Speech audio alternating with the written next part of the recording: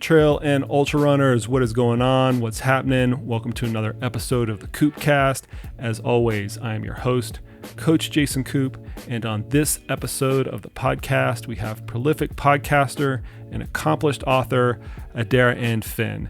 Adharanand is the author of 3 critically acclaimed books, Running with the Kenyans, The Way of the Runner, and The Rise of the Ultrarunners, which many in the audience will be familiar with. Adharanand's first title was named Sunday Times Sports Book of the Year. He won Best New Writer at the British Sportsbook Awards, and he has twice been shortlisted for the biggest prize in all of sports writing, the William Hill Sports Book of the Year. He writes regular feature articles for The Guardian, the Financial Times, the Telegraph, Runner's World Magazine, and many other publications. He's an accomplished runner in his own right, with 10 ultramarathon finishes to his name, and has a best marathon time of 2 hours and 50 minutes. He and I have had many conversations over the course of years about how to get elite Kenyans into trail and ultramarathon running, and this is no easy task. There are a lot of hurdles in the way, there are a lot of barriers to overcome, but I think that is something that we can actually make happen, and we walk through how it can happen. So sit back, enjoy the conversation. Let's get right into it. Here's my conversation with Adharanand Finn. Have you had a lot of traction from your book? Yeah, I think so. It's interesting. It's done very well in the English language. So in the UK, I'd say it's possibly my biggest book. Globally, like Running with the Kenyans just was a phenomenon, really. Globally, particularly in like Spanish and Italian, for some reason they were like totally into it. But yeah, it's I find what's quite strange about it is I kind of thought a little bit that people in the ultra running world wouldn't like it because I was going to put everybody off ultra running. I thought that my experiences were just going to make people think, oh, no way I want to do that. And I've been totally surprised the number of messages that I get from people saying, oh God, this book's dangerous. Now I want to do an ultra run. Now I've read this, I want. And it's funny, I realized a bit like Dean Karnazi's first book. I mean, he just describes how, when I read that, Ultra Marathon Man, I thought, no way, I'm not going near that. But for other people, it's like, yeah, that's what I want. I want that, I want that just pulling myself to pieces experience. And it seems the same reaction has happened to mine, which I was surprised by. I was like, really? You read that and you want to do it? Oh, that's interesting.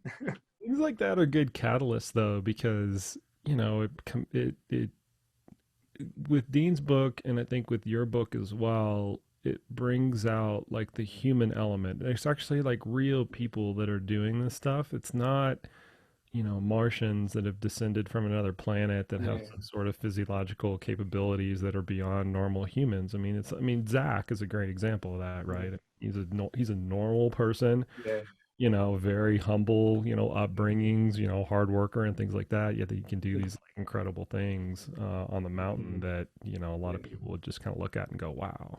Yeah, no, exactly. Yeah, it's relatable, and it's and like in some ways it's easier to do an ultra marathon and get to the finish if that's the goal, which it kind of becomes for most people, is getting to the finish, than say breaking a certain time in the marathon or running a fast mile or something, because that you got to have the ability to do that. Whereas with an ultra run, if you're not looking to win it but you're looking to get there, it's just bloody mindedness, determination, and that's something people go, well, I could do that. They think they can. Obviously, a lot of people don't make it, but it's a challenge that is attractive to people. It feels like it's a testing who you are, isn't it? It's testing my own mettle. Am I strong enough to do this? I want to know that myself. Well, there's that old saying that adversity brings out who you really are. It tests who you really are versus who you want to be. And ultra running is rife with adversity and being able to challenge yourself. So you actually do. There's a lot of soul searching that goes on as you have witnessed, right? Yeah, exactly. It's funny as well. I wondered if it was just me that's just what happened to me. And so I was a little bit worried. People go, well, what's he talking about? I run ultras all the time and I don't have any of those issues. But again, it's definitely resonated with a lot of people. You just capture what it's like. So when you wrote that book, ultra running at the end of the day is a really small audience. I mean, in ultra running, we like to think that that we're the shit, and there's like so many ultra runners all over the world. But the fact of the matter is, it is the quintessential niche of a niche. I mean, it is a small niche Yeah, within running, which yeah, is a small segment of the total, athletic or health, yeah. population. But when you were writing that, did you realize it would have such, like, it would kind of like transcend out of the hardcore trail and ultra runner category, like into other everyday people would pick it up and find it entertaining and interesting? I mean, I kind of wrote it hoping that would happen because I like my I tried to do that with all three books, not make them more of a story about an experience that you don't necessarily have to go through. You don't have to be someone who's been to Kenya or someone who's an ultra runner. You could just it's like I might pick up a book about well, I did recently about a kid who swam the English Channel, and I'm not going to go and do that, but it's a fascinating story, when people push the limits. And so I kind of wrote from that perspective. I tried to be so I was the outsider coming in. Although I was a runner, I would never done an ultra, and so that was my goal. Yeah, was to kind of bring it to a wider audience. So almost you could live it through me vicariously. You didn't have to do it yourself. And in a way, I thought, like I say, I didn't think people would read it and then think they want to do it. They just read it and go, "Wow, there's these crazy people out there doing this crazy stuff," and I've read about it, and that's fine. But then more and more people have started, who've read that book have said, well, now I want to actually do it. But how many have actually done it? I don't know. A lot of people say, I've just read this book and now I want to do an ultra. But then, You'll see though. I mean, one thing that I've learned from Dean and just, getting his counsel over the years and hanging out with him over the years is that when you write a work like that, when you have a book like that that is about one specific thing, but people outside of that specific thing or who do that specific thing can identify with it, people will come up to you for years and go, "This is what got me into whatever it is, ultra running, archery, kind of whatever the yeah, whatever the hobby or the sport group is." I think you're gonna find that with that book. I think it's gonna stick around. It's gonna have a long tail. that would be nice. Yeah, yeah.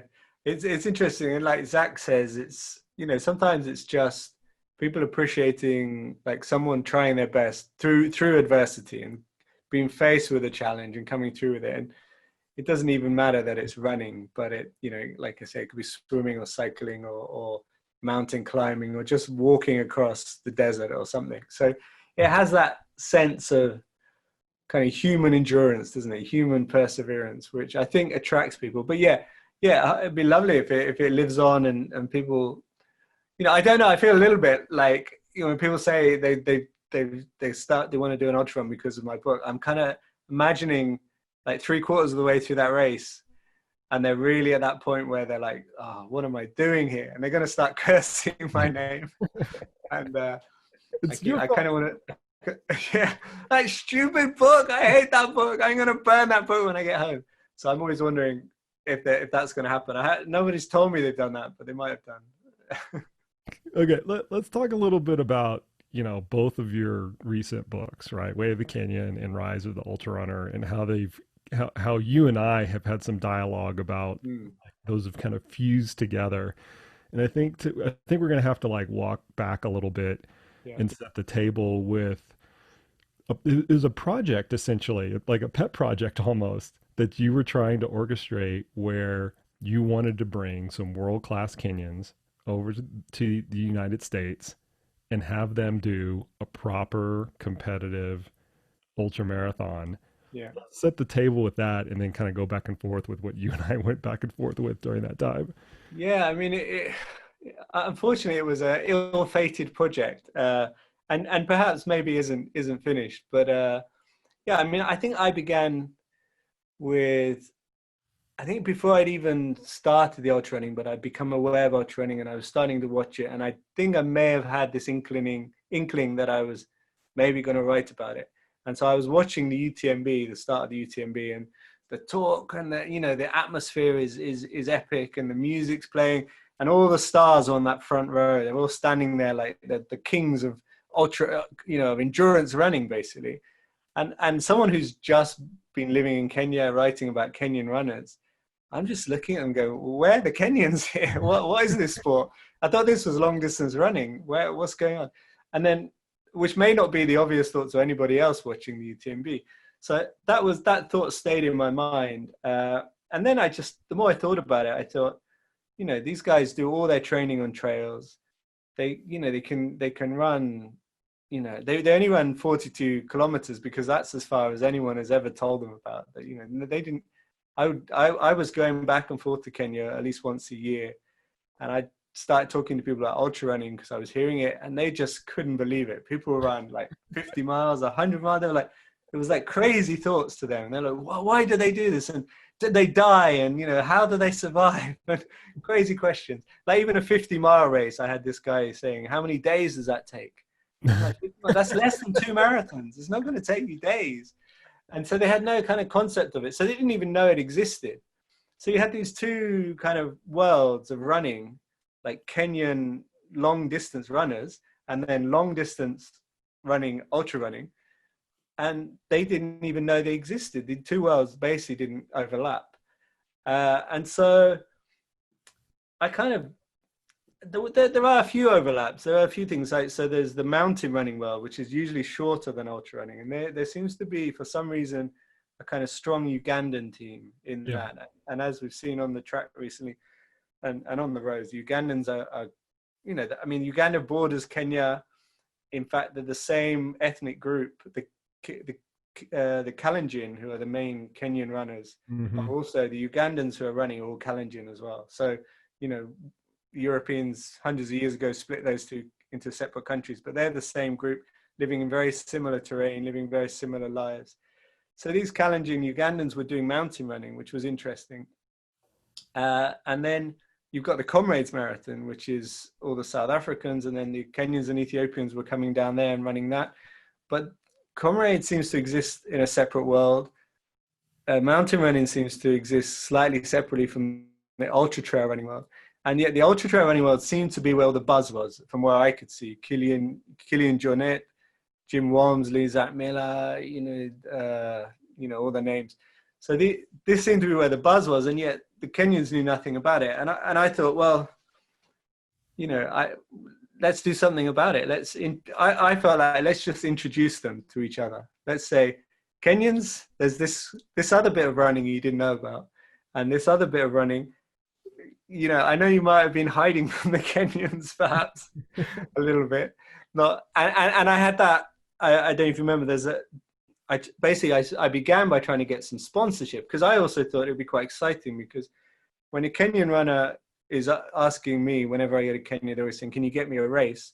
I know if I go to a marathon race director and say, "I've got this, 208 Kenyan runner," he's like, "Oh yeah, I mean, you and 20 other agents have got a 208 Kenyan runner. I'm just not interested." Right. Unless it's Eli Kipchoge or one of those top guys, it's just another Kenyan to me. Whereas a Kenyan runner in an ultra race is much more interesting, right? Suddenly he's unique. And so I felt like he had some selling point here. So I started trying to get the sponsors involved. And one guy at one of the big, I feel reluctant to say names because I don't want to get myself into trouble, but he was like outright, basically, I mean, I don't want to use the big word, but he basically said, we don't want the Kenyans in ultra trail running. He said, because Kenyans are just machines built for running. We want people with real life, real stories, real humans. He even said real humans. So there was a kind of resistance there. And he said that the Kenyans had ruined marathon running. They'd ruined cross-country running by just winning all the time. And I just felt like, and I'd always had this, I'd written articles about this before, how people would just see a Kenyan runner and it's just a Kenyan runner without getting to know the personality behind it. And every Kenyan runner is an interesting person. As people have finally got to know Eliud Kipchoge, I mean, he's been around for years and people weren't getting to know him. Now everyone talks about him as this wise guy who reads and is full of wisdom. Well, he's always been that guy, but just nobody took the time to get to know him. And so these guys have got stories. They're not all just Kenyans. Anyway, so I was a bit annoyed by that, but then I decided I just got to make it happen, got to get them over. And so actually, before I spoke to you, I think, before the California thing, we actually got a guy over to run in the UK. I think that came first. And he dropped out. He was leading the race and he drops out of the race because he'd hurt his toe. Not a very good start. and that was an interesting, he was leading a 50-mile race. He was 30 miles in. He looked as easy as anything, barely breaking a sweat, comfortable, but he had a sore toe. And he just wouldn't carry on. We found some bigger shoes for him. He was just like, and I have, like, in the book, I kind of go into lots of thoughts about why this may be. And you know, it's all conjecture. It's just one guy. But he certainly wasn't going to risk his, I think he had thoughts of marathons coming up. He didn't want to risk himself, you know, for this bizarre scene that he was running around these woods, 5 laps around this wood in frosty England. He was like, I don't need this, you know. And so anyway, so he gave up. But then I had a friend in California called Conyers Davis. Now he actually read Running with the Kenyans many years before, and he decided he wanted to get some Kenyans over from the book, some of the characters from the book, to run the California Marathon. And it was quite a funny story because at that time I was actually writing my book on Japan. So I was living in Japan, and he brings over Japhet and Shadrach, 2 of the guys in my team in Kenya. But he's such a great PR guy, Conyers. And he's like Arnold Schwarzenegger's publicity guy. So when Arnold Schwarzenegger was becoming governor of California, so he's just knows how to pull strings and this kind of stuff. So he fundraises to get them over. This is all independent of me. I'm doing nothing about this at all. I'm in Japan doing something completely different, but I'm following it online. He gets them over, and it's brilliant because he has them on CNN. He has them on the front page of the Sacramento Bee. Like these, and the people are like, these guys have come all the way from Kenya to run the California Marathon. And I'm thinking, every year there's Kenyans running the California Marathon. Why is this news suddenly?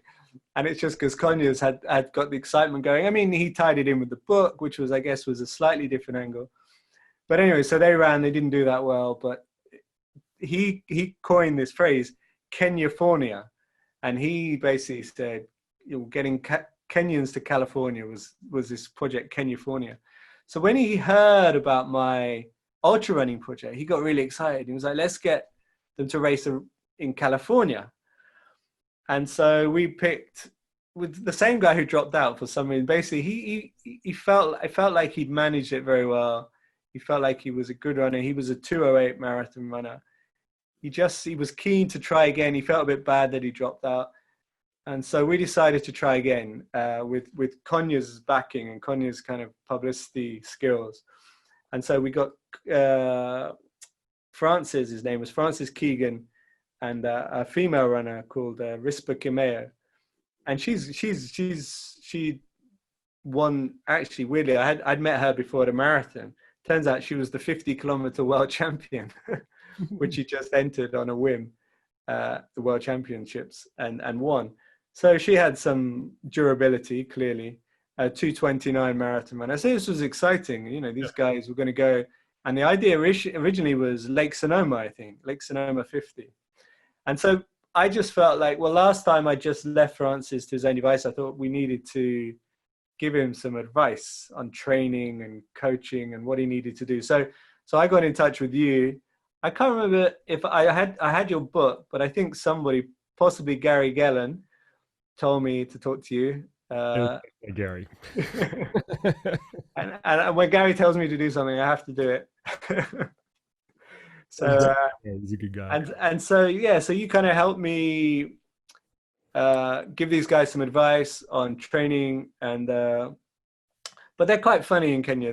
They're not very good with specific training, and I don't know where it all fell down. They first of all they said we want a program, and I was like, you want a program? Okay, well, you know, because I was just thinking, just do some longer runs, you know, try eating on the run, and I think you'd be interested to know your thoughts on the whole process now, because you were kind of wanting to get some information from them, which I just couldn't get from them. Is that? Yeah. You remember that? Yeah. So to kind of further paint this picture a little bit, it's been postulated for years, Yeah. just as you had alluded to in that run up, that once Kenyans start to run trail ultramarathons, it's all over. We're going Yeah. to see the same dominance in the Yeah. trail and ultramarathon space that we see in the marathon space once they get into it, but they're not interested in it for whatever reason. There's not enough money, they don't have the access, they don't Yeah. understand it, and on and on and on and on and on. And I, that story has kind of been like kicked around enough that I think that it has some chops. I know that Mm. my elite athletes that I directly work with are interested in seeing that happen. Mm. I know that other elite athletes that I don't work with, they want the competition, right? They want Yeah. to kind of settle this whole thing out. And so I've always thought that any way that I can help facilitate something like that, Yeah. great. I'll try to help facilitate it. I'll help facilitate it. And so you reached out to me, and it was a weird athletic situation because I'd never worked with an athlete where I didn't have some sort of like direct line of communication. In fact, I don't Yeah. know how many telephone poles we had to go through to relay a message Yeah. from athlete to you to me and then back. There might have been like 7 different layers or whatever.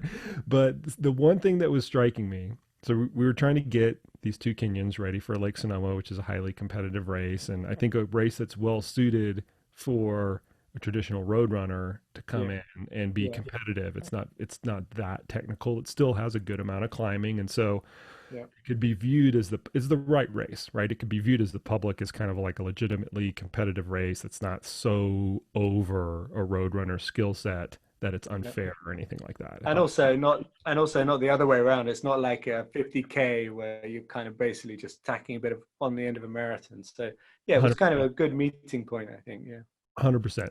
But the one thing that kept striking me, and it's so interesting to hear you describe, just how to hear you describing ultra running to the Kenyans of where you might as well have been describing like professional wrestling or Yeah. throwing Yeah. darts or like Yeah. something just like completely bizarre. The questions that I was getting from you and the information that I was having to relay back, it's like I wasn't even talking to somebody who had run Yeah. ever before, much less be a world class endurance athlete. It's like, yeah, you got to like learn how to carry a water bottle. Okay, let's step Yeah. one. Yeah. Let's eat a gel on your Yeah. so, oh, well, you don't have gels. It's like, okay, let's figure out how we're going to get them gels. Like very, very, very Yeah. back down to the basics. And the outcome of the story, outside of like just trying to like rudimentary like get it off the ground, is nothing ever ended up materializing, which is really No. unfortunate. Yeah. It is unfortunate, and it was, some of it was down to bad luck. Yeah. I mean, yeah, yeah. The water bottle thing, I remember they were like, "What? We have to carry the water?" They used to marathons where it's on the table there waiting for you. You go, yeah, every 5K, you grab the water, and yeah, things like that were just so alien to them that. But that's where you had to begin, and that's how, if it is ever going to happen, somebody's going to have to go through that process with them, and there are things you can learn. There are things you can, they're not unsurmountable problems. And although they run on the roads, like I say, they do all the training on the trails, particularly in Ethiopia. Actually, they run on mountains. Like in Kenya, it's kind of rolling hills, but in Ethiopia, they do a lot of the training on kind of very steep mountainside. So it just, to me, it all made sense. The other thing I found quite interesting is the more ultra runners I discovered, and I asked them, and it was particularly these guys in the US. It's kind of more of a US thing that guys come through like the college track system. Like in Europe, they often come through hiking or something. They're like mountain people. But a lot of them, like so Zach Miller and Jim Walmsley are the 2 examples on the top of my head. But it was more than that. I had been steeplechasers at college, and of course, of all the events that Kenyans dominate more than any is the steeplechase, right? Because they can deal with hurdles and obstacles. They don't need flat, smooth road. This is just because that's all the races are on. So yeah, it was exciting. I don't know if you want me to tell how it didn't happen for your listeners. I can go through the catalogue of disasters that happened as a result. let's take their catalog is a great way to describe it. Let's take like the top two. But I think it is actually interesting because a lot of times we put these like sub 210 men marathoners or sub 235 women marathoners, sub 233 types of women marathoners kind of up on a pedestal that they can do any type of running race. Yeah. And the way that the whole house of cards crumbled with this initial project with Lake Sonoma illustrates just the opposite, that you actually do have to take some very deliberate steps in order to be prepared for these. So how did it all start to crumble? Yeah, exactly. I mean, in partly, you're right. It's the whole system around Kenyan running Right. couldn't deal with ultra running. And one thing that's quite amusing is they have like they're used to running, particularly the road runners, 10K, half marathon, and marathon, and generally a half marathon pays more than a 10K, and a marathon pays more than a half marathon, right? So there's this idea: the further you run, the more you earn, right? Yeah, And right. then they get to ultra running, and the money goes down, but you're running further. They're like, wait there. I get 10,000 to win the marathon and 1,000 to win the ultra marathon. That doesn't make sense. So, the whole idea of, a lot of these guys, and Killian's obviously the key example, but lots of the top ultra runners are not surviving on prize money. That's not how it works. It's a different model. And so that was a big issue. And in some ways that was the first problem, because then we had them set for Lake Sonoma. I think Francis got injured. I think that's what happened. Yeah. And then Rispa at the last minute pulled out because she got offered a place. She got offered a place at a marathon. Yep. And she just didn't even tell me. Just like 2 days before, said, "Oh, I'm going to Rome, run the Rome marathon." So that was a disaster. And yeah, exactly. There's a lot more groundwork. And I was a bit naive, thinking I could just approach a couple of Kenyan runners. I went in there and said, "You want to run an ultra marathon?" They're like, "Yeah, great," because they're getting paid to go to a race. But what I didn't know is they've got managers, and I got to deal with their managers. Yep. So we then it carried on, because then we decided, okay, that failed, but let's learn from our mistake. Let's go to the managers rather than the athletes. And so we found this manager who was actually Rispa's manager, an Italian guy. And now the next race coming up that we could target, that was again 50 miles, not too technical, was the North Face 50. And this particularly worked because it had decent prize money, Yep. So this was, the incentives was building. And so he was interested in this. And so we got Rispa, and by now Francis had kind of moved on. I think he won a big marathon somewhere, and he was like, ultra running, he didn't need us anymore. he was back to the road. But this guy, Antonio, the manager, said, "Well, I've got an Ethiopian guy who came second at Comrades." So that was interesting. And then I'd already been thinking that the Ethiopians do more kind of mountain, more technical running. They actually run on these very technical trails a lot of the time. Yeah. So I thought, okay, well, let's get the Ethiopian guy in Rispa. And then it was just, the gods were against us by that point, because then it was the wildfires in California canceled the race. And Rispa didn't get her visa anyway, so she never got to any of the races. He actually, because the race wasn't canceled until about 3 days before. I don't know if you remember, it was a couple of years ago. Yeah. So he turns up in California and then finds the race canceled. Which would never happen in a road marathon. You're not getting a road marathon canceled by wildfires. No, well, exactly. Well, I guess if there, it would have had to be there, right? The air was like thick. Yeah. I remember that year.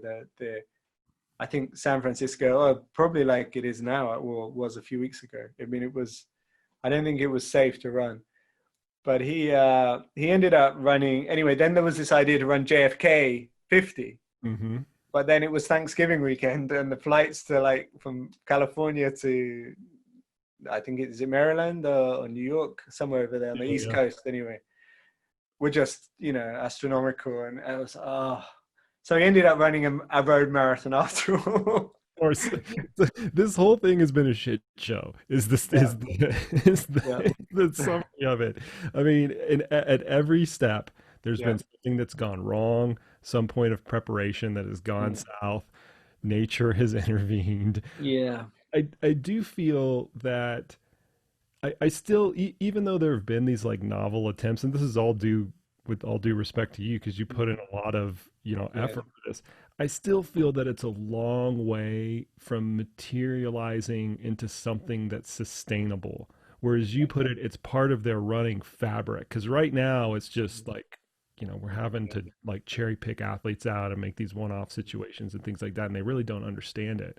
So yeah, the gap between where they're at right now and where they could be, where ultra running is like a part of their running fabric, just like yeah. 5K, 10K marathon is part of their running fabric, I think is a long ways off. But I don't think it necessarily would take that much, because I think if you got a few guys coming back from, what they call in Kenya, they call it abroad. Doesn't matter where you go, but you go off and you come back with money. Everybody wants to know what's happened to that guy. What's he done? And I think if a few of them could get some success in it, it would snowball. Because the thing is, the training is, I think, obviously there's a lot to learn in the training, but they're happy to go long. They're happy. They'll often go for 50K like training runs just because they feel like it. Not all of them, but some of them, and they can do that no problem. And they can go on the hills and they can go on the trails. But it's the mind. It's understanding the ultra running world and how it works, and and just having this idea that it is an option, that it is and like dealing with that model that prize money isn't necessarily going to be as big. But like in a 10 where I spend most of my time when I'm in Kenya, for every athlete who's won a marathon, won a half marathon, there's 20 who could probably run a sub 2:15 marathon, could probably run a decent ultra marathon, but aren't doing anything because they can't get out of the country. So they're all looking for opportunities. So if you took them on long training runs, got them on the hills, and worked out who was good at that, I mean, it would be a big project. That's the thing. I was dipping my toe in, and I don't think you can't dip your toe in. It would take one of these managers to basically go, okay, let's set up an ultra running team. And the other thing, they wanted to train. So they had this problem where they didn't want to do this long training on their own. So Kenyans like to train in a group, but there was only the two of them, and one was male, one was female. And so they were different speeds. And they were like, well, they said to me, I want you to pay for someone to be my training partner. And I was like, well, we're not like falling, sinking in money here. It's like, this is a small budget project. We don't have like Salomon or Nike behind us. But, I think you'd need like almost like an ultra running team. It's kind of interesting because somebody went into Iten and set up a cycling team. Yeah, right. It's much more of a leap than ultra running. From marathon running to cycling, that's like, whoa. Whereas ultra running is much more feasible, but it needs someone with a bit more time and a bit more patience. Okay, so here's what ultra runners like. This audience is kind of dominant in the United States, right? Yeah. The performance piece of it, the proof will be in the pudding. Like we can speculate all we want to. Oh, they're going to come over and dominate. Oh, they can't figure it out. Whatever. Like that's all speculation. And I'm an advocate for athletes, and just like let the athletes tell that story, right? But I think from a community standpoint, the ultra running community would kind of want to know, well, is this something that they are going to be a part of the community? Or is it just going to be something that they just kind of do, right? You've been there, right? You're one of the few people that has an intimate level of knowledge within ultra running. You know how community centric we are, and with the runners in Kenya. What do you think about that aspect? Like just having ultra running being more part of like their fabric or their community? Yeah, that's a really interesting question, and again, it is theoretical, but. So this guy, Mohammed, who went to the race in California, he got really into it. He ended up, like I mentioned, the last line of that chapter is he ends up handing out Thanksgiving turkeys with Arnold Schwarzenegger. But he's not like... ending to that story. It's so hilarious. It's brilliant. I've got some brilliant footage of it as well. And Arnie's introducing him as one of the world's greatest runners. What he means is like, because he's Ethiopian, but like he actually said, and we have today one of the world's greatest runners, that's Mohammed Teman, who's obviously not he's thinking, wow, that's big accolade for me. But he was sticking around. This was like the night of the race. He was there at the post race event, handing out the turkey. So I think it all depends on. There is a sense, and Kenyans do this, and Ethiopians do this, where they're going to the race to make the money. And I think it depends on the race if they include them or not. And I think if they turn up and they just bust into the start, they do the race, they're whisked off back to the hotel, they're taken to the prize giving. That's all they'll do. They're quite happy with that. They're quite happy with that. But actually, for a lot of Kenyans, it's two things getting a race abroad. One is the money, but the other two is the experience. And they really do. Like I had this guy, Japhet Koech, come over for races. He was like my best friend of the Kenyan runners. He wasn't a particular star runner, but he came over. He did okay in a few, like came second in the Edinburgh Marathon in Scotland. But he would love it, and he would walk around Edinburgh the next day, and he was amazed because people would recognize him from the race, and he'd be like signing autographs, and he was, oh, this is amazing, and he was so happy. But he was so happy to go back to Kenya and tell the stories. I got to tell people all the stories. And then everyone was like, he went abroad, what did you find out? And so they do see it as an adventure, and he says his dream was always to travel abroad, and they hear these stories of runners going abroad. And I've seen both sides. I've seen races where I've been with him, and where you're just basically in the hotel room, you're taken to the start of the race finished, you're taken back to the hotel, taken back to the airport. And I feel like they're okay with that. I mean, they basically take things as they come. Everything for them, if they're not like slogging their guts out all day digging the field, which is what their parents did and their cousins do and their brothers and sisters do, they're happy. They're in a nice hotel, they've been whisked around. But give them the chance to get involved. And I found in my experience with the Kenyan runners I've been with, they're really keen on that. And I think if a race did that, and I think with ultra running, I wouldn't necessarily be any different, but I think it would happen, more likely to happen in ultra running, because I think that's the nature of the sport. It's like, it's not as clinical as some of these big marathon races where they're just like the elite Kenyans just to kind of get the times up. It's all about times there. The race, to qualify as a certain bronze level, silver level IAAF race, needs to have certain times achieved, and there's time bonuses. The fact of them just being there, being a Kenyan, is exciting, and the whole community would, I'm sure, almost, I couldn't imagine an ultra race where that wouldn't be kind of exciting for everybody who's there. I mean, the one race we did get him over to, we got Francis over to the UK. I remember because I actually ran around. I think it was 5 laps, and I think on the second lap, I just decided just to kind of follow them, just to, because they were running at a pace I could just about do 10 miles at. And this other guy in the race thought I was in the race, and he said, turn around, he said, "Can you believe it? We're running against a Kenyan," and he was so excited. And like you say, some of the runners I spoke to, I remember Sage Canaday, and in the US particularly Zach, and Jim Wamsley as well. He was interesting because I mean, what I was going to say is that they were excited about the opportunity, like you said, to kind of test themselves against these guys, and I think there was a sense that they might be this good on the road, but when they step into our territory, it's going to be a more even fight, and we might show them a thing or two here. And Jim Wamsley said that. He said, and I think it depends. I think there's a massive difference between 50 miles and 100 miles. Yeah, massive difference. So he said you can't take like a 208 guy and stick him in a 100-mile race like Western States, for example. Now that would be a real test, and then there you'd need a much bigger leap of kind of culture and training and 100%. And that would be more interesting in a way, because they're in some ways the biggest races are kind of the 100-milers.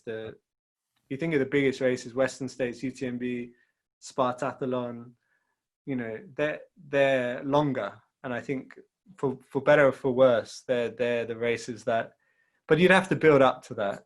Yeah, and that's what I've always told people. It's like, first, the ultra running community is a very accepting one. Like we welcome people with open arms. Doesn't matter where they come from, what their background is, what their Yeah. socioeconomic status is, or anything like that. And you've seen that firsthand. Like Yeah. it's all one big, happy family out there. And so to the point to where, if people come in that are not traditional ultra runners, it doesn't, like, we don't care. It doesn't matter. Yeah. It doesn't matter if Yeah. they're elite runners, not elite runners, whatever walk of life. I think Yeah. that in general, it's a very accepting community. And so to your point to where we can bring an athlete in and not just treat them as a commodity, right? Mm. To raise the profile of the race or raise the profile of the situation or whatever, really treat them as part of the community. I think we'll check that box, Yeah. gold star next to it. Yeah. And then the second thing is, but this is me predicting things. And if COVID has taught me anything, I'm horrible at this, but I'm Yeah. still going to do it because I don't mind being wrong every once in a while. Yeah. But I do think that the learning curve is going to be, it's going to be slower than what most people realize Yeah. because the sports of marathon running and trail and ultra running are quite different. It's not Yeah. Venus and Mars or Pluto and Earth or something like that Yeah. different, but it's different enough to where you just can't plop yourself in and expect to have success. And that difference is particularly accentuated when you start to go up in distances. You mentioned 100K, 100 miles, and kind of, Yeah. even further, that difference is then magnified. And so, yeah, I mean, let's just say there was a program, right? You had a Kenyan team and they all trained together and they all learned and they got some sort of counsel and advice on how to adapt their physiology and their skills into a 50K or a 50 mile. They'd come over and they would have some success. Yeah. But that would probably be the worst that they would do Yeah. because every year they would get to build off of that. And you've Yeah. seen the culture there, they learn from each other, right? Yeah. So Yeah. that group comes back, they filter out the information to everybody else, and everybody thinks it's awesome, hopefully. Yeah. And then you get more people, and then they learn from those mistakes, and then you get more people to do it, and they learn from those mistakes. And so, yeah, we do it as a one off, a total like one off type of deal. It probably is going to, it doesn't have a very high likelihood of succeeding. Let's put it that way. Yeah. But if you set it up as a multi-year proposition year after year after year, that's where it actually has some teeth to it and is more interesting from my perspective. Yeah. Yeah. No, I 100% agree. And in some ways, that's how the Kenyan success has happened. In some ways, it's, that's what happened. And then you end up in this situation where you've got so many runners trying to do marathons and half marathons that, you're going to find some talent there. And if you just pick one random Kenyan guy because he's a good marathon runner, it's like, the chances 1 in 1,000 that he's also going to be a brilliant ultra runner. But if you take 1,000, you're going to find the one who could be a brilliant ultra runner. So, yeah, I mean, I know exactly what you mean. And in some ways, my project, it didn't really have I couldn't get the backing in, and we didn't have the scope. And which is a shame, and perhaps it's something I should revisit, or if not me, somebody should, because I think at the end, eventually, when ultra running, is going to be an Olympic sport, hopefully one day, where it's like if this happens, if it becomes this kind of global sport, I mean, there's no reason why there shouldn't be people from all over the world. I mean, there's another interesting story which is completely unconnected, but the Chinese, before COVID struck and China became isolated and everything's got fragmented. But like last year, the year before, 2019, the Chinese were starting to do very well. And the year before, in some of the big mountain races, there was the Hong Kong. I mean, I know that's on home territory, but I think there were some big names from the US went over there.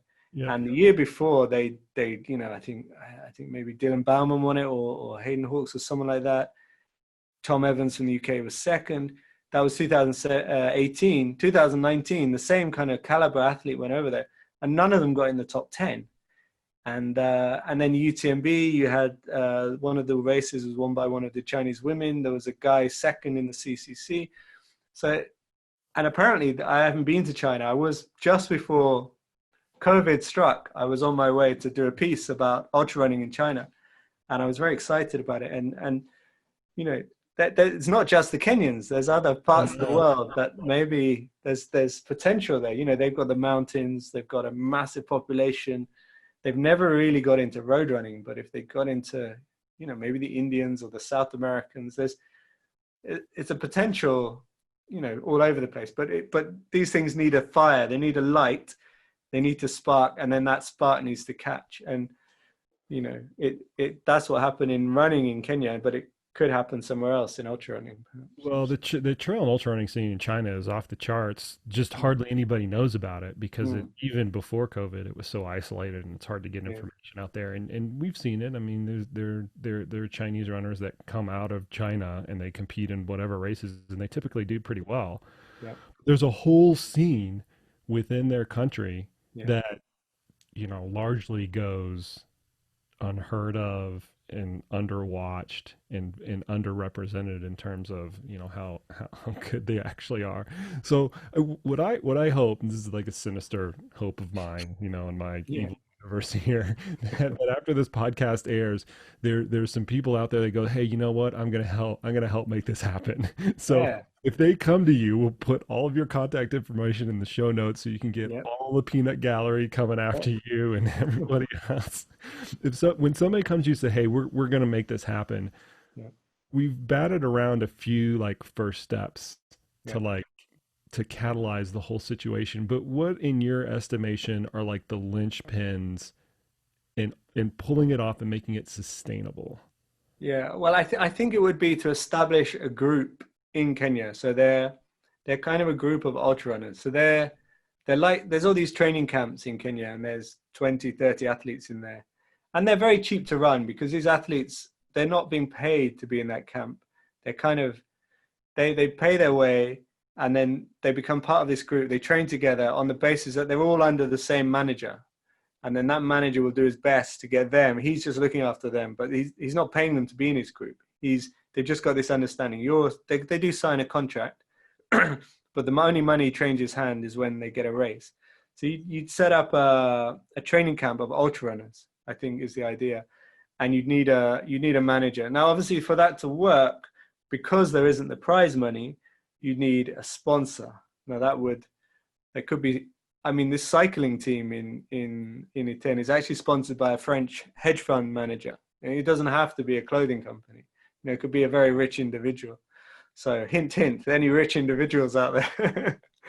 But it could be a clothing company as well. It could be an ultra running, I don't know, Salomon or someone could say, well, let's set up a Kenyan ultra running team, and that's what it would take. And I think then that group, you'd have to have the right coach. You'd have to kind of, and then they'd be working on a schedule that they're training for ultra running. They're not marathon runners who are just thinking, if I get a chance, I'll do an ultra run. Like you said, you can't, I don't think you can be training for both. You basically, you make that commitment. Okay, I'm working with this manager. He's going to get me ultra running. I'm going to do ultra running. And that doesn't seem, I mean, while that would be a leap for Kenyans, it would be a leap for the Kenyan system. It doesn't seem unfeasible to me. No, totally. That's exactly what I was thinking as you were describing that. I'm like, all those elements are actually pretty easy to orchestrate. It's really not that much money that you'd be talking about. It's not like you're for $100 million or anything like that. I mean, it's way, way, way less than that. Yeah. And there's enough people that are interested to facilitate it. There are people like you, there's people like me, there are people like within the running industry that think it's an interesting to do, that I think that there's enough like people power to kind of pull it off. I want to bring up kind of one like really specific thing that always generates a lot of controversy in the marathon, in the half marathon, 10K, 5K world. And it's especially kind of important as we talk about the way that these teams are kind of orchestrated, where they're all underneath one manager. And that's with doping and doping control, which, as you know, is really problematic, especially in smaller tier races where there's very little oversight from a national governing body or from the race itself, from the IOC, WADA, whoever has jurisdiction over the particular event. And the reason the reason that it becomes kind of like a really charged subject is because there are a lot of agents that are just, quite frankly, exploitative of these athletes. They'll bring them in, they'll dope them up, they'll go win races, which benefits them, right? Because they're taking a cut of the prize money. And somebody from the outside looking in that knows running says this is the perfect situation for that. Because there are no rules in trail running. I mean, we could barely standardize the courses sometimes, much less having an anti-doping authority. So I don't have a particular like pointed question with that, but other than to open it up for a dialogue, because it is an interesting subject and one that people can kind of point to that goes awry. No, it's that would definitely be a difficult issue to police, because it's not always the managers who are doping up the athletes. Often the athletes are going off and getting the EPO usually themselves, and it tends to be the managers who basically they're not so much doing it, but they're just turning a blind eye to it. Right. Not all of them. Some of them are very strong on it, and if there's any hint or any whiff or any rumor, they come down on it. But other ones are like, okay, I can't police him. He's got his own mind. He does what he wants. I'm just his manager. I just get him the races. And it's quite well known which managers are which. And and also, like you say, it's the smaller races where it's more prevalent, because A, there's less testing. B, these guys have got less to lose. They basically, if they go and run, they haven't done many races. They're not famous in Kenya. They're not famous globally. They get caught. They're just a one-line report somewhere in the athletics press. They disappear. They've got their money. They won some money. It's worth it for them. The bigger stars like Kipchoge, in my mind, in my mind, are not doping, because they have built this up slowly. They built this reputation. They built this following. They're like the elders they're like the chiefs in the community. The people look up to them, and they've got a lot of reputation there. But I know a couple of athletes who've been done for doping, and they don't seem that bothered. I mean, they're obviously not running anymore. But they've won enough money to have a house. They kind of carry on living in the community. People don't shun them, and so it is. Yeah, I think that would be a big problem. You need that group to be very well policed, very well educated. I mean, I think, like, you've just thrown this at me now, so I'm not, obviously I agree it would be a thorny issue, but I think the manager is key in some ways, in the group, and the way that group, their culture is built within that group, that like, we're a group, we're not doping. This is a key part of what our identity is. We're not one of these groups. If someone gets caught, we don't just go, okay, well, he's not getting any races, but he still can train with us. He's still our friend. It's like, zero tolerance would be needed and all that kind of stuff. It almost seems like you need some sort of like internal testing protocol, like a lot of the, I'm going to use this example, but it's not a very good one. Somebody's going to throw a friggin' rock at me for using it. But like, some of the cycling teams try to do that, where they have a level of control that is in quotes, very heavy quotes, above and beyond what they would have to experience from a governing body. It's almost like you would have to have that within that group, because they would never fall under any jurisdiction, right? That's what I kind of keep coming back to. And before we go on any further, I did not put this in the outline that I sent in advance. No. So if we're scratching at answers, that's kind of why it just struck me when we were talking about it, that this would be a potential issue, but that shouldn't prevent us from kicking it around a little bit. So that's what I would think, is that you would have to have some sort of internal control, which is incredibly difficult. I cannot tell you how hard that is. Incredibly difficult to orchestrate. That would cost the most money right there, now that I'm thinking about it. Just that. I mean, in a way, it's the same issue for all the groups that are there already. And I mean, I'm not aware of any of them that are doing that. So and I'm not sure why. There are certain groups that got better reputations than others, and that's built on the fact that they haven't had dopers within their group, or anyone caught, at least. There's the integrity of the coach, the manager. those kind of things are known within Kenya, but outside of Kenya, obviously not most people don't know about this. So yeah, I think you'd need to kind of build some, particularly in ultra running, like you say, without the testing at most races, the idea would jump to people's minds pretty quickly. Well, wait there, these Kenyans are winning, but they're training in Kenya, no testing.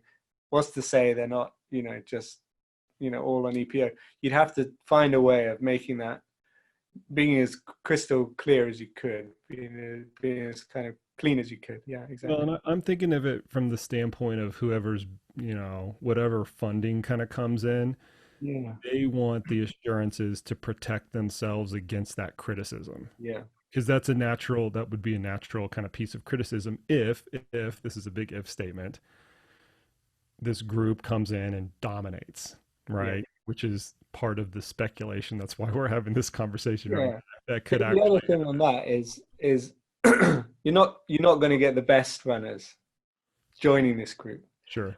Because the culture is still very much marathon. The prize money is still in marathon money.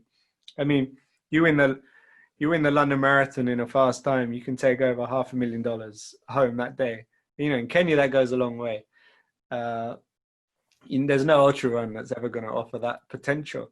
And the Kenyans are very confident in their own abilities. So I'd say half the Kenyans out there running probably think they can win the London Marathon given the chance, and probably take that $500,000 home. So when you're offering them, you're going to have guys so this guy Francis had run at 2:08, but he was 42. So he was definitely a few years past his best. And that would be a gradual process as well. You need to kind of really work hard to find talented athletes who are young enough and willing enough, like I say, to go further for less money. So you're not going to be getting Eliud Kipchoge's not going to be knocking on your door to join this ultra running team. So, but he's holding out hope. That's not going to happen. If you've got that caliber athlete, then maybe you'd come over and you dominate 50-mile races. But I think you're going to have athletes, at least initially, who are not necessarily. I couldn't see instant domination personally. Yeah, I still think that that whole scenario is reasonable. And just to like paint the picture, we use this analogy of the Kenyan cycling team that started up. I just looked it up really quick. So they were initially preparing for the 2020 Olympics as part of their whole run up. They have a budget of like $5 million, right. And the running one does not need to be nearly as comprehensive as that. Cycling teams are really expensive. Yeah. really expensive. But my point with that is the scale, the scale that you need on the economic side of things. Yeah. It's not that far-fetched that it could, like, it's prohibitive from that standpoint, that you could put together a 4 or 5 year program for, $500,000 a year, $1 million a year, and that could be something that could actually make a big impact. Yeah. Yeah, no, it's interesting. The more we talk about it, the more I think, let's do this. All right. Well, like I said, we'll put all of your contact information in the show notes. Anybody wants to send you a pitch deck, they're more than welcome to. I don't want you can sound better and better the more we discuss it. Yeah, bring me on as a consultant. I don't know how close I want to get to this quite yet, so we'll see. You can come out and do some lectures, coaching lectures in Kenya.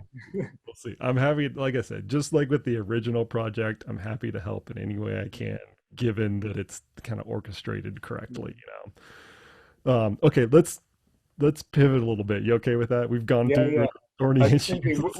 We can always say, in 20 years' time, well, it all began with a conversation on Jason Koop's podcast. Yeah, hopefully this will contribute to higher society in some form or fashion. That might be it. Speaking of podcasts, I want to pivot to your podcast. Okay. It's really good, by the way, and it's something that you just recently started. Yeah. So for everybody that's not familiar with it, tell everybody about just what it's about, what guests you're bringing on, things like that. Yeah. So it's called The Way of the Runner, and then Conversations on Running with Adharanand Finn. That's me. And I guess I didn't really have a unique selling point, apart from the fact that I feel like I have a certain way of thinking about running and writing about running and kind of approaching running, which is just, everybody has their own unique way, and I have a way that people seem to resonate with. And so I'm very interested in the experience of running itself, like what it feels like to run and what it feels like to be in the midst of a run, a race, or a training run, or a period of running. So I always feel like I'm inching towards, there's kind of a moment in each podcast where I kind of ask the really pertinent, deep question, but you can't just come out with that because people will be like, well, what do you mean? What are you talking about?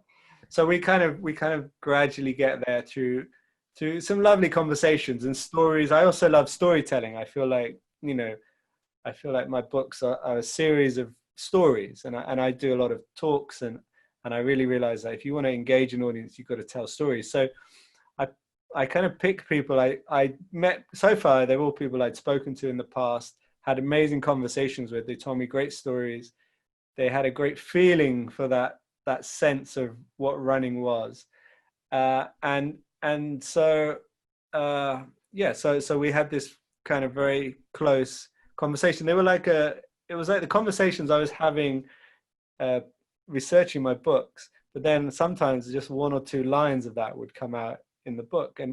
But I think like I had these 10 pages of notes where it's all great stuff, and it'd be like, shame, that no one else could sit in and listen to that conversation, because that was really amazing to talk to that person. And so I've had 5 guests on, and also it's not just ultra running, so it's the whole spectrum of running in my idea. And also the other thought I wanted to do initially before the lockdown happened was to do them face to face, like in the same room, because I felt like if I wanted to get that intimacy and that connection, and where we could really go to a deep place, I felt like it worked better if we were in the room together. But then what happened is lockdown happened, and I thought, well, I can't just stop doing my podcast, but then suddenly opened up the whole world, because up until that point it'd been 3 British people. So then suddenly I had more options. So I'll go through them very quickly. The first one is probably unknown to US audience, but he's the 6-time world snooker champion. So I don't even know if Americans play snooker. You might have to describe that sport before you go any further. Yeah. Well, snooker's like pool. Do you play pool? I play pool, yeah. I'm not good at it. Like pool, but the table's like 10 times bigger. Yeah.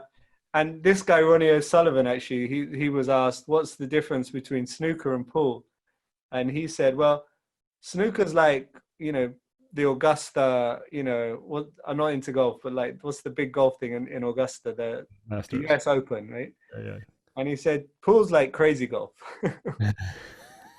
So to him, snooker's like, and for some reason Americans don't play it, but it's quite big in lots of parts of the world. The Chinese are very into it. Anyways, the English are very into it. And he's the world champion, 6 times world champion. He's also a real maverick character. He's really outspoken. He's really interesting. He's like a big star. And he loves running as well.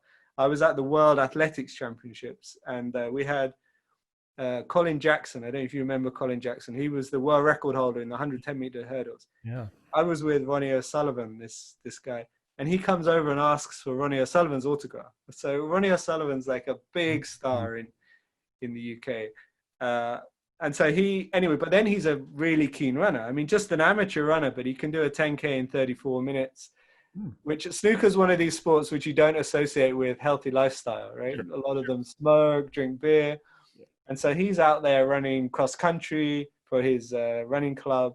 He's running like county championships and winning races, like local races, small races. But so he's a fascinating character. So I talked to him.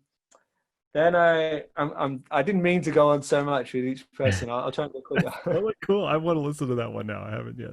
He's brilliant. And he's got such he's from East London, from Essex. He's just, as everything about him is totally charming and totally wonderful. Then I interviewed Chrissy Wellington. Now, anyone who knows anything about triathlon will know Chrissy Wellington, 4-time world Ironman champion. And what's so bizarre about her is she didn't take up triathlon even until she was 29. She'd been a lawyer. She'd been off traveling, doing charity work in Nepal, hadn't done any competitive sport at all. and then just started doing some amateur triathlons, started winning them. Someone said, oh, you should try the Ironman. So she went to Kona. No, she did an Ironman somewhere else and she won it. And so she got the spot at Kona, but she was unheard of. It was a very obscure, tiny Ironman. Turns up in Kona and wins. And then basically her whole career, she never lost an Ironman. She won every Ironman she ever competed in. But she's again a very complex character. She had a very troubled relationship with her coach. She had, she's a very lovely, warm person, but with kind of issues around pleasing people and being what was driving her to success was very interesting. It wasn't necessarily super healthy. Then I get into the Ultrarunners. So then I had Beth Pascal, who's a lovely, really understated woman, but when you get talking to her, she does open up. But she just broke the Bob Graham round record in the UK. It's a iconic round, and actually this is I mean, for those who don't know it, this is the kind of the heart of mountain running in the UK. These guys are tough, you know. They live and breathe this stuff, and they run it from as children, and they grow up running it, and they run their whole lives. And a lot of them like sheep farmers, and they're super fit. And this round was started almost 90 years ago.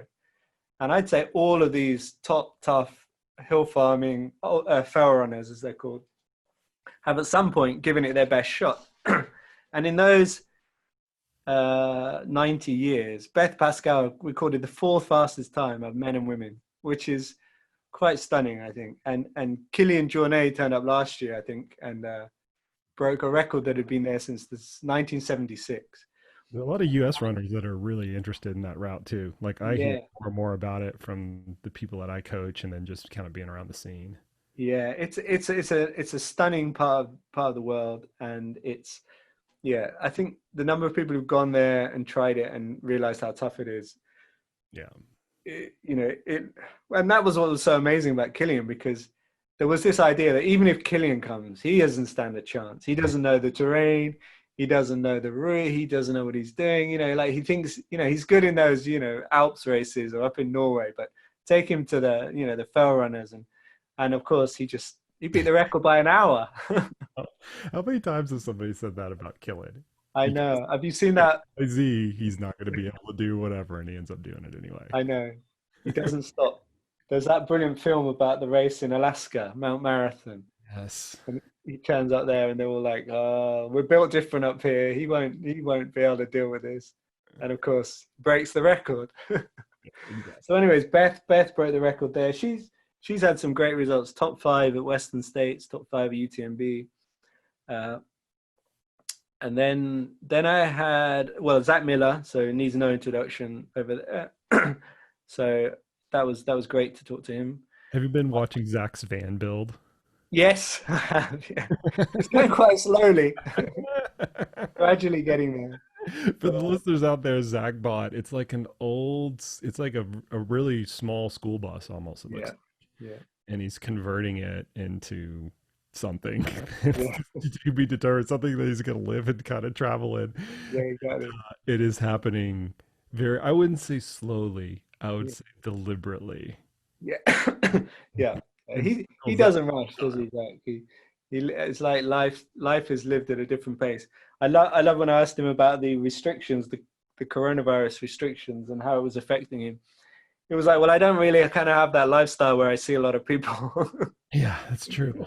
That's true. Like, doesn't really affect me. I'm just in the mountains. You learn this from having visited Zach. I mean, when he was at bar camp, he worked for a living. Like there are very few people that work for a living anymore, like actually have to like do physical manual labor. Like what he was doing at bar camp, I think is kind of underappreciated by a lot of people in terms of like how hard those caretakers actually have to work on a day-to-day basis.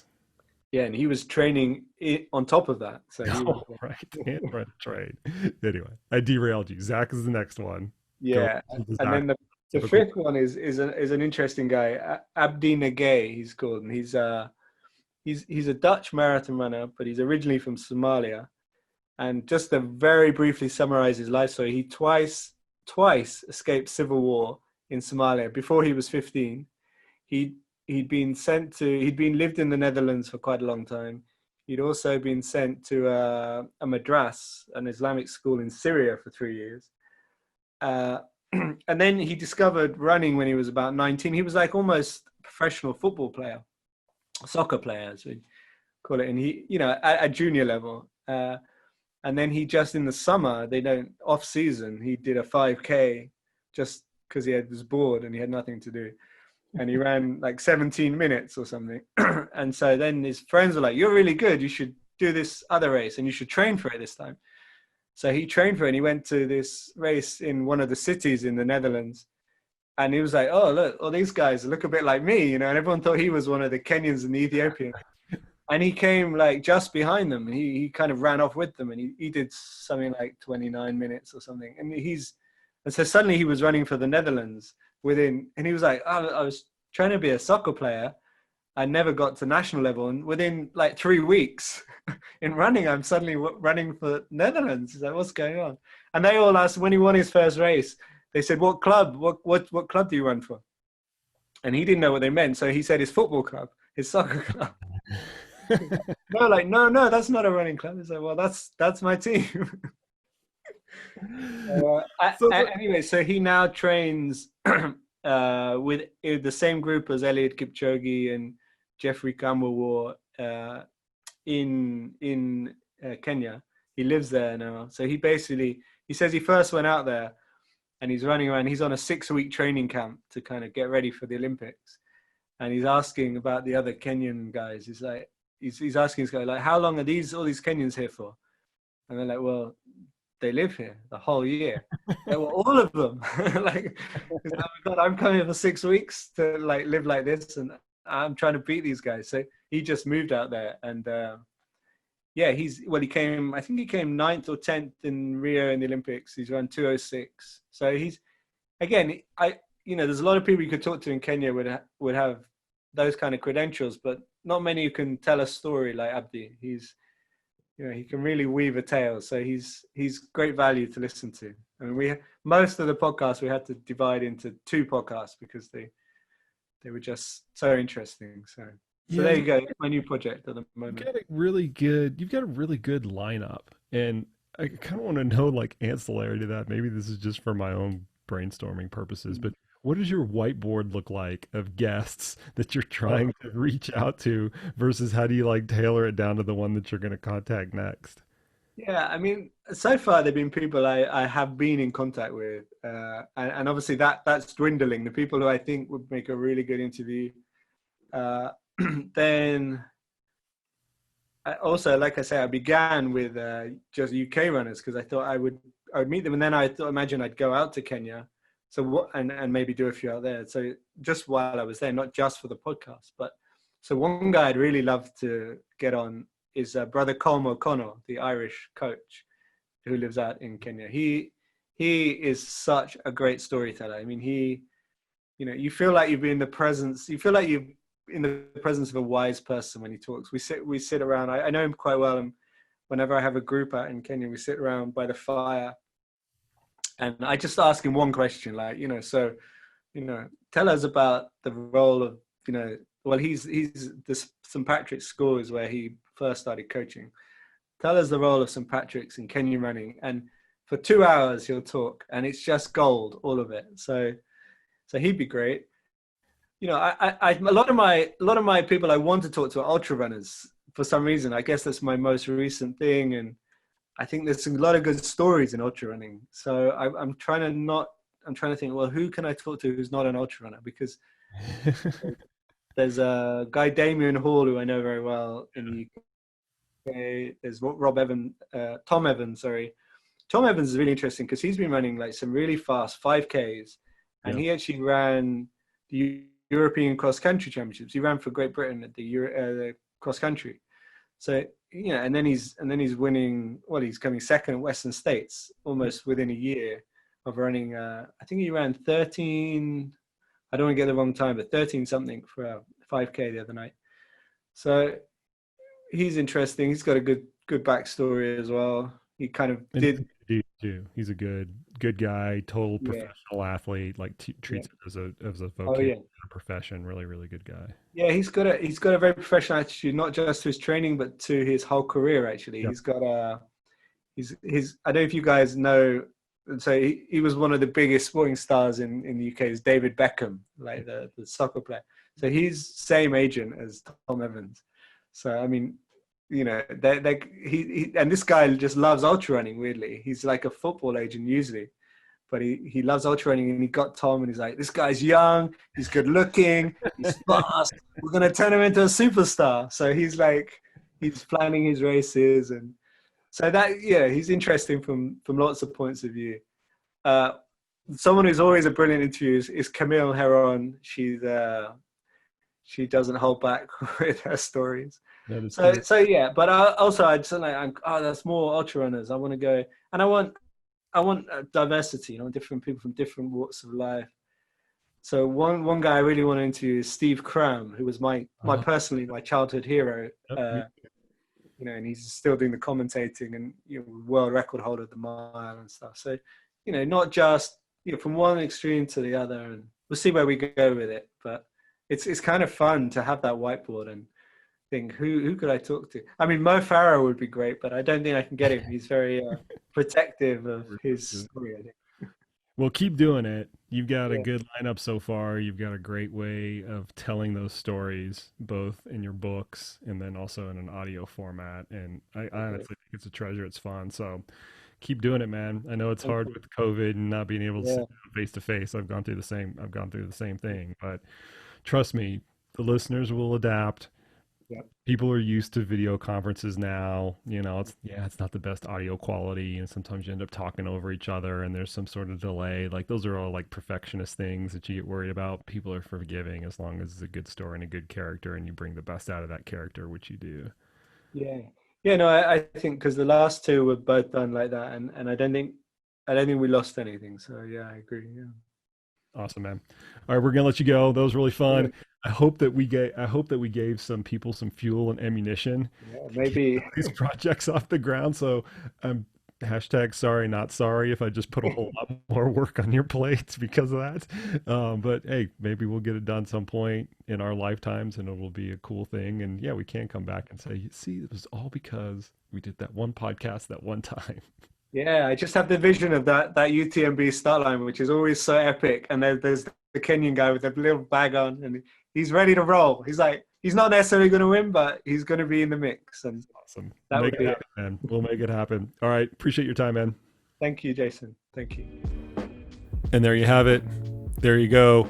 Much thanks to Adharanand for coming on the podcast today, and bigger thanks for putting up with my complete lack of correct pronunciation with your name. I'm sure you get it a lot.